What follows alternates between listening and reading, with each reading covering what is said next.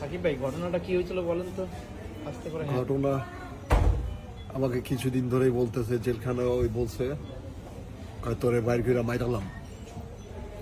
দুষ্টামি করে মনে হয়, ওকে আমাকে কি মেরে ফেলবে? আরেকটা মানুষকে কি এত সহজে মারা যায়? আমি কি মানুষের কোটি কোটি টাকা মেরে খাইছি, আমাকে মেরে ফেলবে? ও আমাকে প্রতিদিন ওর ছেলে মেয়ে দিয়া মানসিক টর্চার করছে এতদিন। তারপর ও আমাকে কালকেও 2-3টা চট থাপুর মারছে, এই যে ঘাড়ের এখানে দাগ আছে। হ্যাঁ তারপর আমি ঘুমায় রয়েছি, কাজ জান তোমার জন্য একটা নিয়ে আসছি। কই যে আগে খাইতা না 300 টাকা করে, 75 টাকা করে কিন্তু একটা বিয়ারের মতো ইয়ে আছে, ওই যে ইসে বেচে। হ্যাঁ হ্যাঁ হ্যাঁ, দোকানে বেচে। ওইটার সাথে আর লাল কি জানি মিক্স করছে, আর আগে চড়ে কি মিক্স করে নিয়ে আসছে আমি দেখি নাই। আমি প্রচুর ঘুম পাইছি আমার।